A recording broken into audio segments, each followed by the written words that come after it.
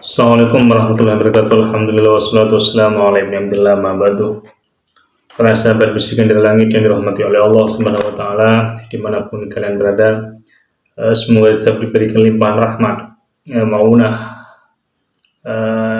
pertolongan, kelancaran rezeki ila akhir umur. Menindaklanjuti dari pembahasan yang sebelum-sebelumnya atau pembahasan yang kemarin tentang bangkitnya Islam, bangkitnya umat Islam yang tertunda. Saya melihat umat Islam di Barat ini pada saat ini sedang mengalami lonjakan-lonjakan yang luar biasa, di mana angka-angka umat Muslim di benua Eropa seperti Amerika, Perancis, Jerman, Rusia semakin hari semakin mengalami tambahan-tambahan orang-orang yang masuk Islam. Ini sebenarnya saya tidak terlalu tidak terlalu tertarik kalau berbicara tentang persoalan-persoalan orang-orang yang berpindah agama dari Kristen ke Islam atau dari Islam ke Kristen. Karena banyak seperti itu di Pakistan itu yang mayoritas umat Muslim banyak yang pindah ke Kristen. Di Indonesia juga banyak orang-orang Muslim itu yang banyak pindah ke Kristen. Dan sebaliknya.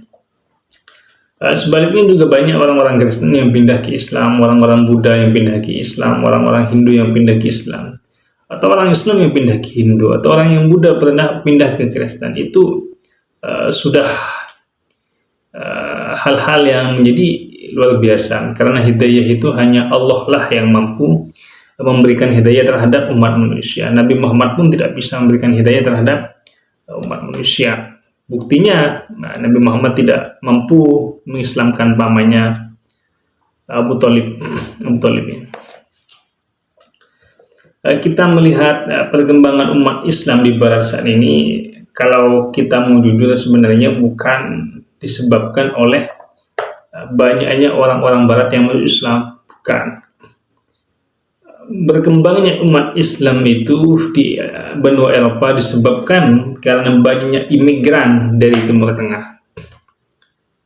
Contoh dari Baghdad misalkan, dari negara-negara konflik yang pernah dihancur-leburkan oleh Amerika Serikat, Afghanistan misalkan, Palestina misalkan. Kalau kita lihat sekarang seperti Bilal Muhammad petarung UFC itu kan dia darah keturunan Palestina, dia pindah ke Barat. Seperti negara-negara konflik seperti Chechnya misalkan, seperti Hamzat Chimaev itu kan pindah ke Barat. Ada salah satu pemimpin di Eropa itu juga dari Palestina, orang-orang yang memang telah imigran dari Palestina lalu pindah ke benua Eropa. Makanya pada kampanye yang dulu itu waktu Donald Trump maju calon presiden pertama kali itu, yang dia hembuskan isu-isu yang selalu diangkat oleh Donald Trump adalah menolak para imigran dari luar. Dan saat ini Amerika Serikat lebih banyak bertambah Muslimnya daripada agama-agama lain, karena banyak imigran Muslim dari Timur Tengah yang pindah ke Amerika Serikat. Di Perancis juga sama.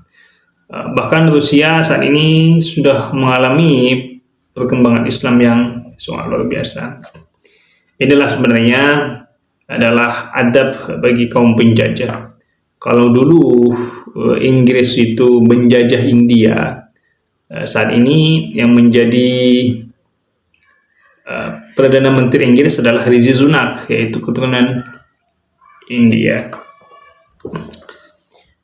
Kalau dulu Belanda itu menjajah Indonesia, saat ini Geert Wilders itu dalam satu riwayat dikatakan bahwa dia adalah darah keturunan Indonesia.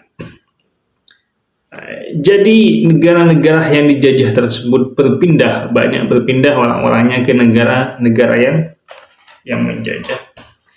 Maka jangan heran jika saat ini pemerintah Eropa sangat kebingungan karena saking banyaknya imigran-imigran Muslim dan bertambahnya umat-umat Islam di sana, sehingga mereka khawatir akan melakukan pembalasan dendam. Para sahabat bisikan di langit yang dirahmati oleh Allah Subhanahu wa taala. Bagaimanapun Islam itu seperti apa yang saya videokan di sebelumnya itu, Islam ya'lu al-Islam ya'lu wa la yu'la alaih. Islam itu sangat tinggi dan tidak ada yang lebih meninggi Islam.